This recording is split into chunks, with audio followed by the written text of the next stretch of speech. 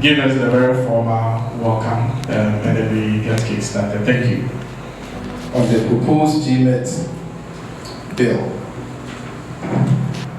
I wish to express my sincere appreciation for your continued support and collaboration that your respective institutions have extended to the Ghana Meteorological Agency over the years, and particularly through the legal process of establishing the Ghana Meteorological Authority.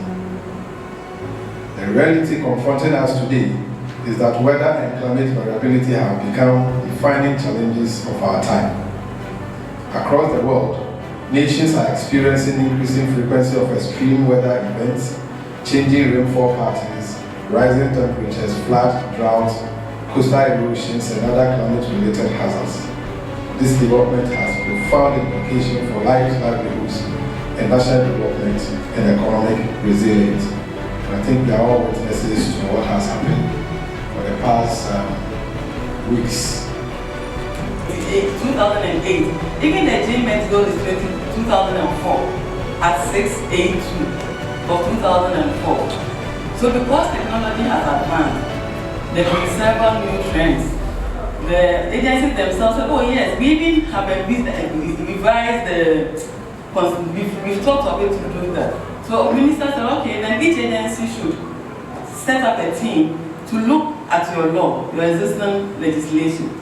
So that was what we did for the start of the process. So once that was done, we kept meeting. The agencies brought together all their concerns with the implementation of their bills, because they have implemented the bills, they operationalized the sense sometime since 2008. We have 2003 for the Postal and Courier Bill. So for GMet, I said 2004. So once we met with our inputs and with what we thought should be changed, some of the provisions we thought should be reviewed, some we thought should be amended. So we all met, and this is after that the Honorable Minister and the Ministry had to engage some legal consultants to assist us with the process. So they gave us a draft. What with our concerns, they drafted it in legal language for us. So that was what we sent public. I'm sure many of us here saw our public expertise. As it sits now, GMet is on the single spine salary structure. And unfortunately, this is not enough to be able to retain some of the staff that you have here. And I'm being very honest with you, and that's why this is part of the stakeholder engagement. I hold the title of Dr. Williams, but I can tell you confidently, when anybody earns the title of a PhD in the institution, they look at who elsewhere to look for greener pastures. And if you look at the retention of the staff within the agency, this is due to the poor remuneration that is given here. That is not to say that all that we are trying to do with the amendment of this bill is to bring in remuneration and just put it in your pockets. The main idea of this is to be able to do some sort of revenue mobilization to feed primarily into the work that we do when it has to do with data collection, and most importantly, maintaining standards in line with the World Meteorological Organization. Which we indicated in the letters Director General's reiterated, is that we believe that your comments and inputs to what we are showing to you is critical in ensuring that we have something that is accepted by all. And so you can please note all of the reservations that you have about some of the things that have been said, the comments and the inputs that you have in relation to all other aspects of the presentation that Doc has done. And then when we get to the discussion segment, we would get to take all of these. Here, I've received the written comments of some organizations, and so if you came with a written comment from the organization, that's also a very valuable input, and then we'll take that. Also look at the governing board, the composition and the governance. We have made some minuses and some additions to cover for the current and the future demand. The National Meteorological Fund, which is one of the topical areas, and then the licensing and enforcement regime. Now, the purpose of this engagement, and I say again, has been reiterated several times, is for us to present the bill to you as is demanded. We need to explain the rationale of the provisions that went into the bill. We need to, most importantly, produce or present to you the provisions within the bill, solicit your inputs, get your suggestions and your questions and address them.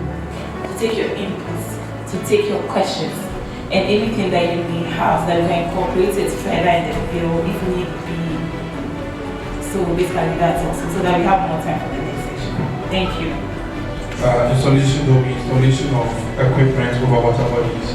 I want to know what kind of equipment will be installed over the water bodies, what data will be collected. Then again, on the proposal of the charges and fees, particularly with respect to the one on buildings, I realize that you try to give some room for people we will not cover. But I was thinking through the socio-economic argument. On the mining and oil firms, in fact, we thought about the oil firms. We have engaged them on several occasions. We are still engaging them. There is a clause within their act that says that you can't introduce further charges. And they are overly burdened. But we are still seeing, it's not that way, it's still in the review process. We are still in talks to see how we can charge some percentage on the percentage they are taking. Because when you look at Ghana Maritime Authority, they are taking 50% from Ghana Shippers Authority. And we are saying that the money you are taking from there, because we provide services to you, Ghana Maritime Authority, give us 10% of that. If we can succeed with the same name or the same vein, then we will be very grateful. Great forecast. So we just want to leave that particular role. In that role, I would agree with you that we are creating a monopoly, but that's only for the issuance of national warnings. Because they are now, my brother asks what do you want to do RTC because the investors are trading. Where is that? So we need to have an institution that can attract and retain. Attract and retain the skill sets that we need to deliver on this specialized mandate. And we can't do so under satisfied. That's why everybody has to support to resource the institution so that we can have a good remuneration to attract and retain while getting other logistics to support. So I wish I have more meteorologists to have them in every... Just to add on, I just have one second point.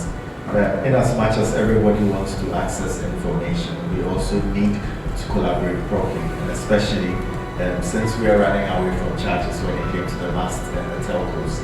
This is something that we are currently working with the ANC with operationalizing our common alerting protocol.